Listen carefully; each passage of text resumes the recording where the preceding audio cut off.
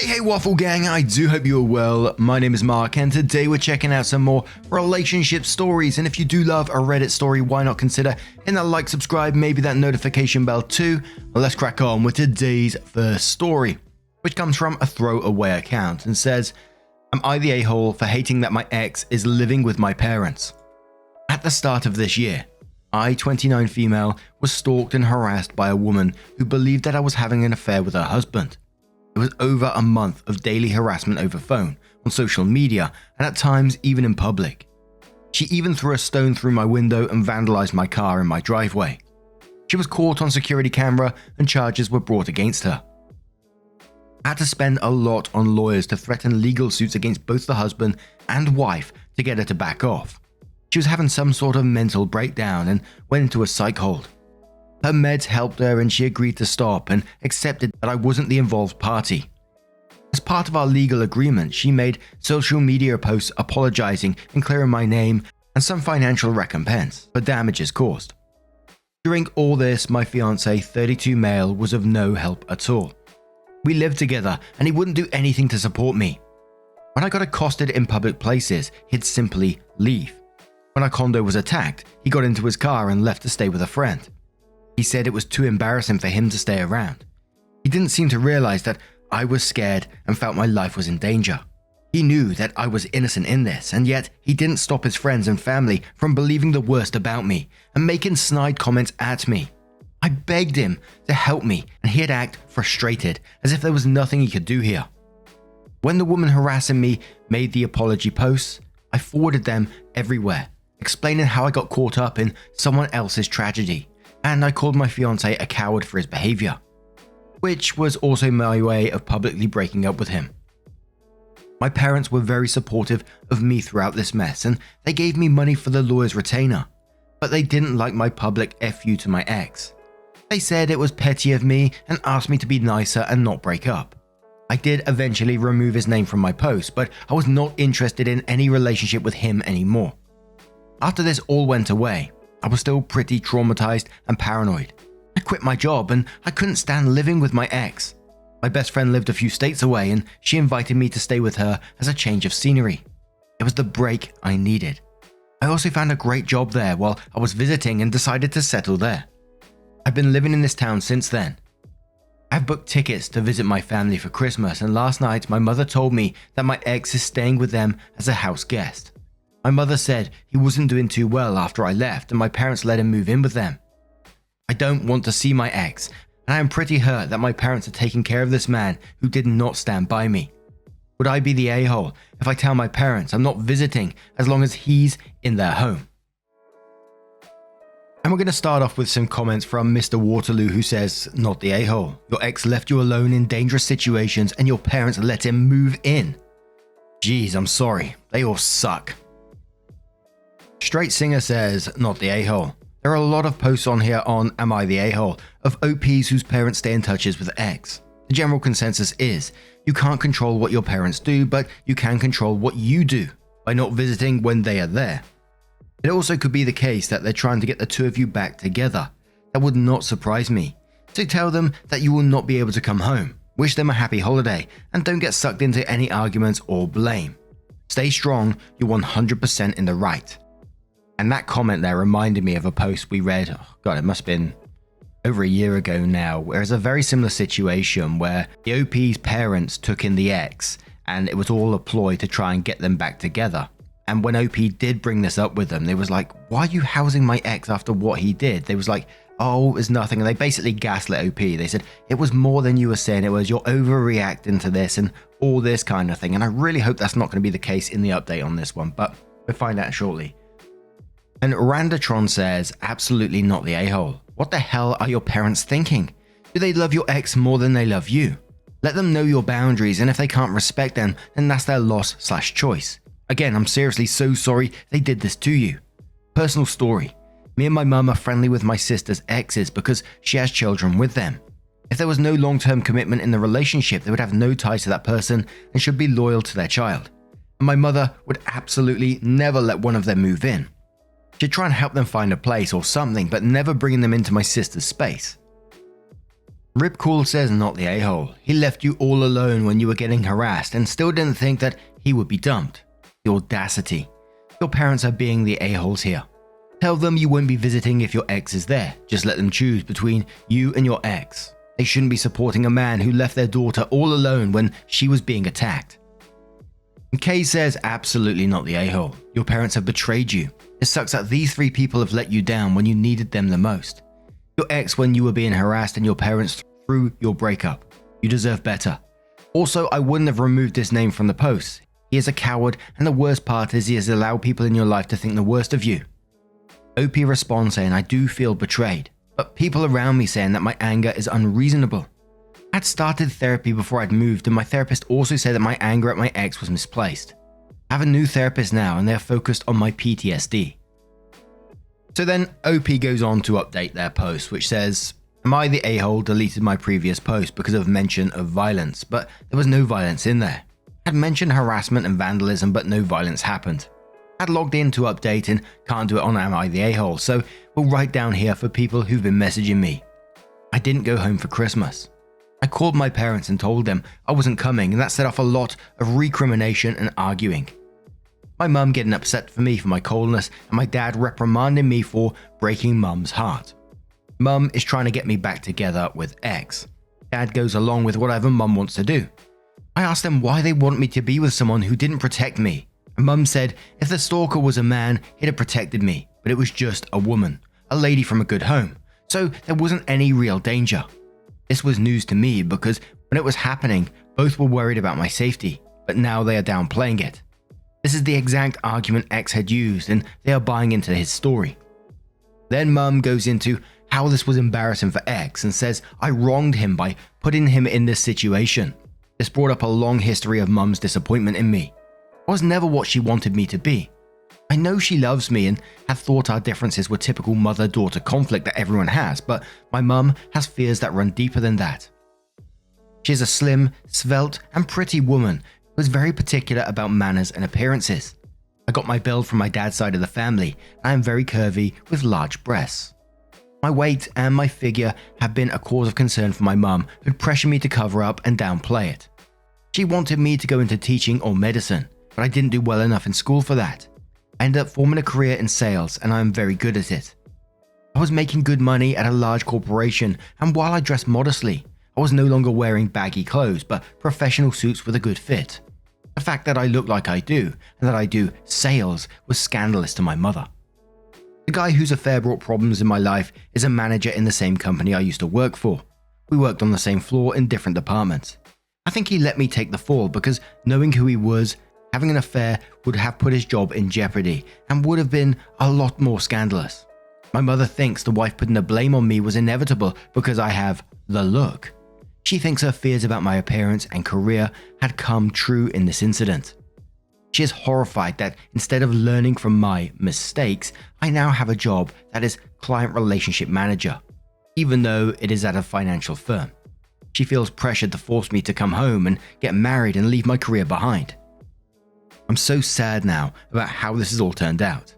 My relationship ended and now I'm losing my parents. Meanwhile, that cheating man and his psycho wife are still married and he still has the same job. And that was the end of OP's post, and I really do wish OP the best for the future. Although it sounds absolutely horrific at the moment when she said at the very end there about the relationships that's ended, losing their parents at the same time. I do wonder how much you really need these people in your life. You clearly don't need X, but your parents, your mum's body shaming you and your dad seems to just back your mum up in whatever she says. These are not great influences in your life. People that keep giving you these comments like that. And I think you are better off without them. What are they bringing to your life? I know that's very easy for me to say, and I say that all the time.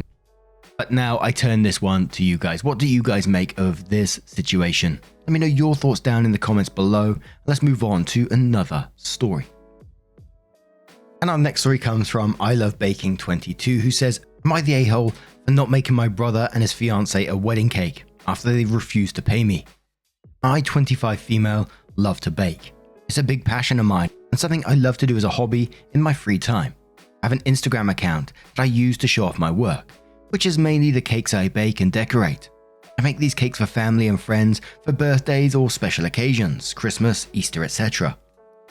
I never charge for these cakes, but I'm always compensated in some way by my family and friends. They usually give me money or a gift card to my favorite restaurants or make me a dish in return as a thank you. My younger brother, 23 male, and his fiancée, 23 female, were planning their wedding and asked me a few months in advance if I'd be able to make their cake for them. This would be my biggest order yet.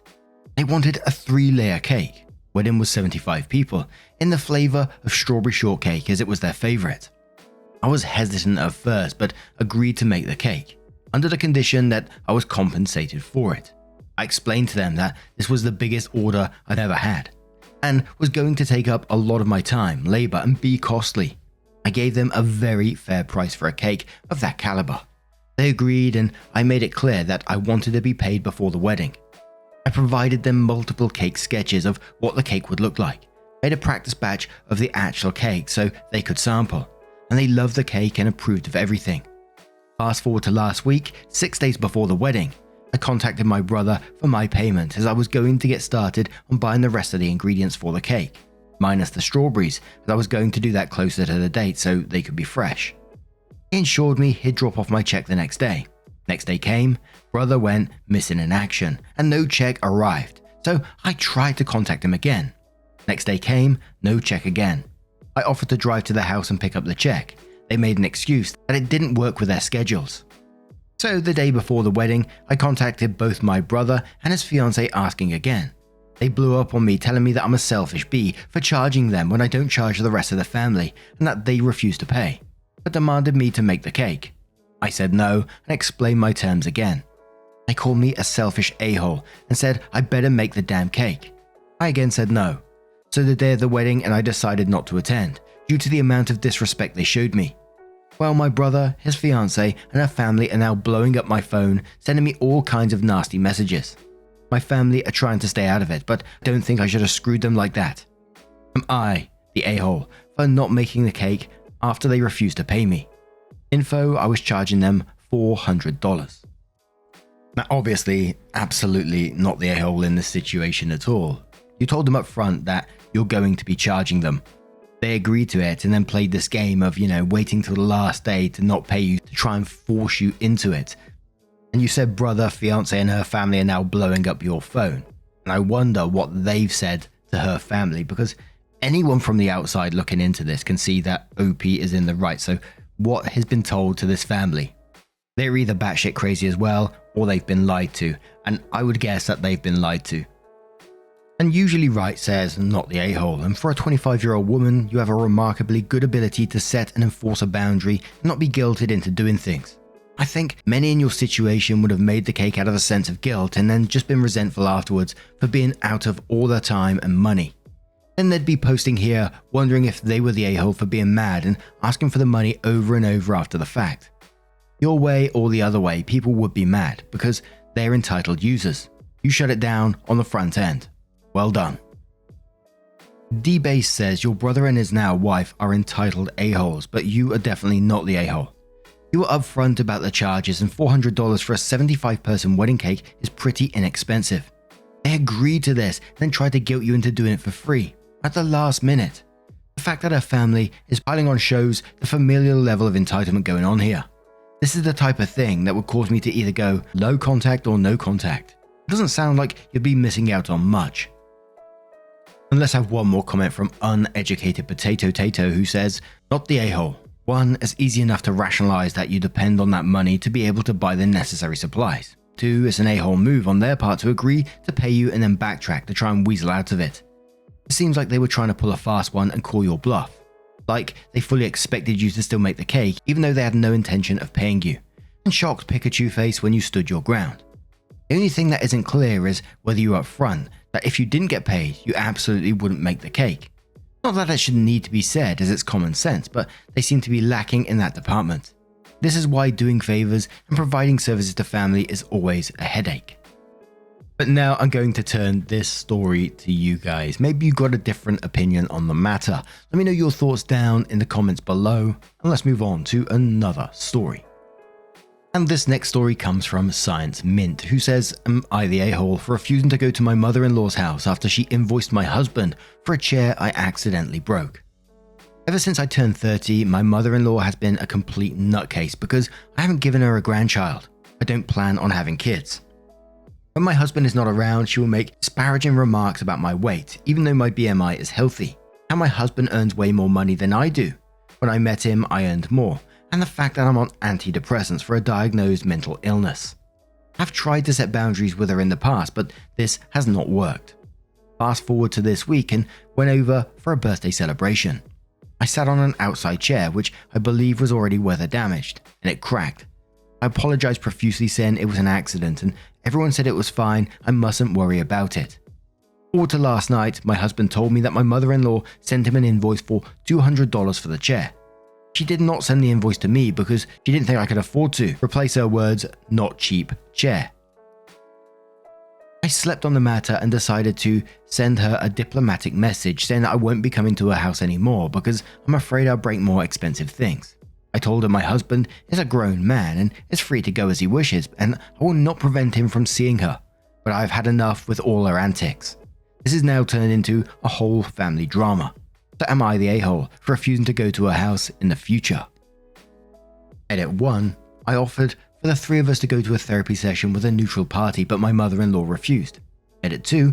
While I was busy apologizing profusely, I asked, is there anything I can do? Everyone said no, accidents happen, don't worry about it. Edit 3. My husband is very supportive and has tried to talk to her many times about her behavior.